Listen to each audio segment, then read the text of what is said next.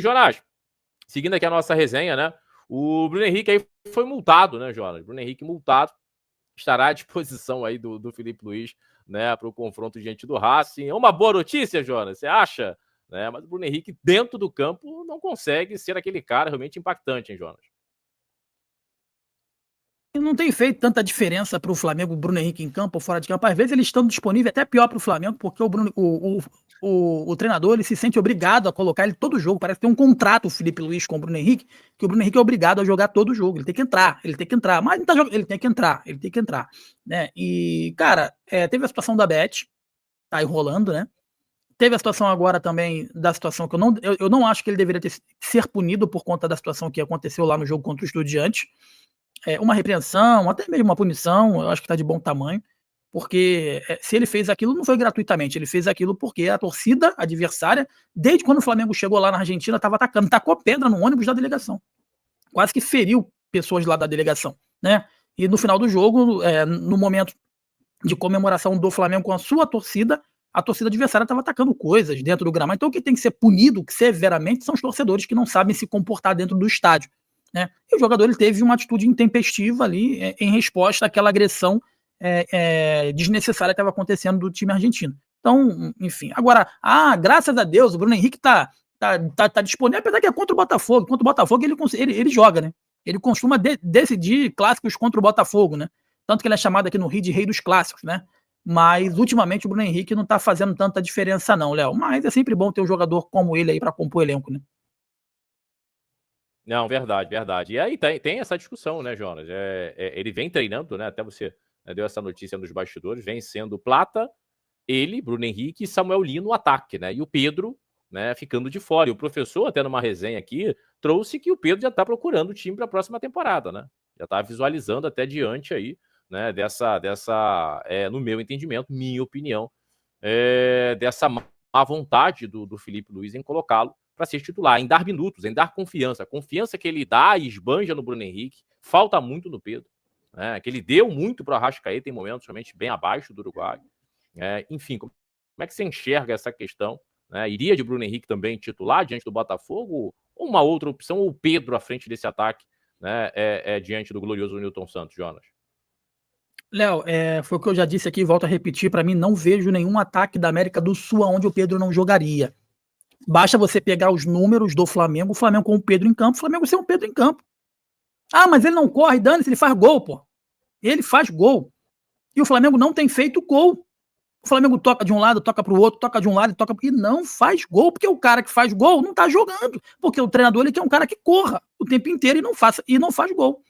Com todo respeito, eu não sei o que a galera. E tem gente que gosta de respeito, mas não sei o que a galera vê no Plata. Eu acho o Plata normal, corredor, brigador, mas não vejo esse primor técnico do Plata. Tudo bem, ele ajuda taticamente, enfim. Mas eu não vejo o Plata, esse fenômeno que é o Plata. O que o Bruno Henrique tem feito, mesmo nessa posição aí de corredor, o que ele tem feito para poder ajudar o Flamengo? Nada. Né? E se você pegar os números do Flamengo, não, é o time que despencou na parada de fazer gols. O Flamengo simplesmente não faz mais gols. E o cara que faz mais gols está no banco de reservas. E concordo com o Pedro. O Pedro tem que buscar outro time mesmo. Tem que buscar. Porque o Flamengo está negociando uma renovação de contrato com o Filipe Luís pelos próximos 2 anos. Em princípio, ele pediu 2 milhões por mês e o Flamengo não aceitou. Né? Agora, fala assim, porra, vai renovar o contrato, eu vou continuar nessa aqui, em ano de Copa do Mundo. Aí o cara vê na seleção, Richarlison pisando na bola, irmão. Matheus Cunha não jogando nada. E o cara no banco, sendo colocado com 35 minutos. Porra, aí você jogou bola, muito mais do que eu joguei bola. Quando você sabe que o cara tá de má vontade contigo, cara, o teu psicológico ele fica assim, não adianta o que eu fizer aqui que o maluco não vai me botar, pô, não adianta.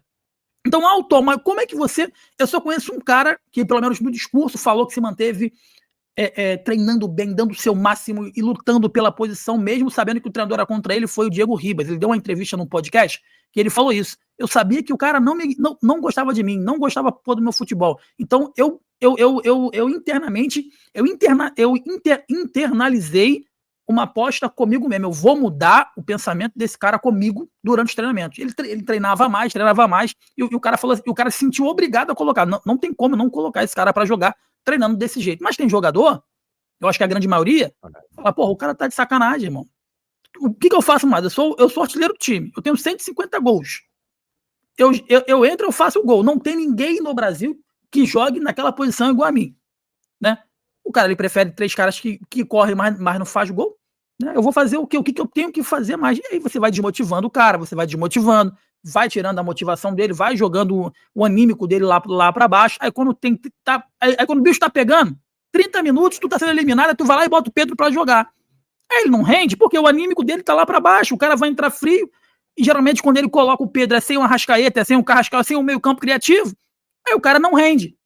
Aí parece que o cara sai feliz, fala assim, ó, tá vendo? Botei pra jogar, não fez nada. Lógico que não fez nada, porra. Você botou faltando 10 minutos pra poder acabar o jogo sem os 2 jogadores que mais criam, que deveria estar junto com ele em campo, né? Enfim, Léo, esse jogo pra mim contra o Botafogo é pra entrar com o Pedro. Pra mim, outra coisa que eu não entendo também é essa implicância do Felipe Luiz com o Luiz Araújo. Eu acho o Luiz Araújo muito voluntarioso. Sempre quando pinta alguma coisa, se tem que sair alguém, sai o Luiz Araújo. Ele ajuda, ele é um cara que finaliza, chuta, dá assistência, briga, sabe? É outro jogador que deve falar assim, porra, não sei mais o que fazer para poder jogar, porque choveu, sai o Luiz Araújo. Fez sol, sai o Luiz Araújo. Tem que sair alguém, sai o Luiz Araújo, sabe? Enfim, o meu ataque perfeito desse Flamengo, perfeito, tá? Seria Samuel Lino, que também eu tô achando que a mídia paulista tá tentando descredibilizar essa contratação, porque foi 20 e tantos milhões de euros, enfim. Mas ele é bom jogador. Samuel Lino, Pedro, e aí o Felipe Luiz ele decide, Plata ou Luiz Araújo. Para mim, Bruno Henrique hoje é o terceiro reserva desse ataque do Flamengo. Ô, Léo, o teu telefone tá mutado? E só para complementar, eu poderia botar no 4-4-2 também, tá? 4-4-2 também. Não necessariamente eu preciso ter esses 2 caras abertos correndo o tempo inteiro. Eu colocaria, se tiver à disposição, eu não sei se ele vai ser relacionado, o Ayrton Lucas, que dá mais profundidade, tem essa ultrapassagem, né? Eu colocaria, eu poderia colocar um meio campo com Saúl, Jorginho, Arrascaeta e Carrascal, Samuel Lino e Pedro. Salta fora. 4-4-2. Salta fora. O Saúl tá fora. Então poderia ser Saúl, o Eric volta agora? O Eric volta. Tá voltando de lesão. Tá voltando. Vai ser relacionado. Pode ser o Eric, pode ser o De La Cruz. Bota aí, Saúl, De La Cruz ou Eric. Hã? De La Cruz fora, Saúl, De La Cruz e Alan fora. Esses 3 volantes. Saúl, então, De La Cruz e Alan. Jorginho, quem vai ser a dupla de volante? Aí vai ressuscitar vai ressuscitar Everton Araújo? Everton Araújo. Porra, aí é foda. O Pulgar voltando de um longo tempo inativo. Bota o Pulgar com uma perna. Jorginho, Pulgar, Arrascaeta, Carrascal, Samuel Lino e Pedro. Né? Essa possibilidade. Eu iria desse jeito. E só tem essa opção, né? Ou ele vai de Everton Araújo e ter um meio de campo muito mais forte, né? Muito mais pegador. E aí realmente coloca, né, um ataque bem mais móvel, né? Imaginando um Botafogo pressionando e saindo na transição, ou vai para o 4-4-2, que é bem interessante, né? É bem interessante, como o próprio Jonas falou, e aí teriam que ter laterais realmente com muita força. Seria Ayrton Lucas e o próprio Emerson Royal, né? Teria que ser isso. Ou até mesmo o Varela saindo muito mais, né? Tendo a proteção ali de um Everton Araújo, do próprio Pulgar, para fazer essa cobertura pelo lado direito e liberar um pouco mais o uruguaio, né? Do lado esquerdo é a mesma coisa, né? Jorginho ou Pulgar jogando pelo lado esquerdo, fazer essa cobertura do Ayrton Lucas com Samuel Lino em alguns momentos por dentro, ora também por fora, né? Os laterais um pouco mais por dentro, no caso do Ayrton Lucas. Enfim, opções que o Felipe terá, né, para enfrentar esse Botafogo amanhã no Newton Santos, às 7h30 da noite. Jogão. Tem tudo para ser um jogão. É o jogo para o Flamengo se manter na briga pelo título.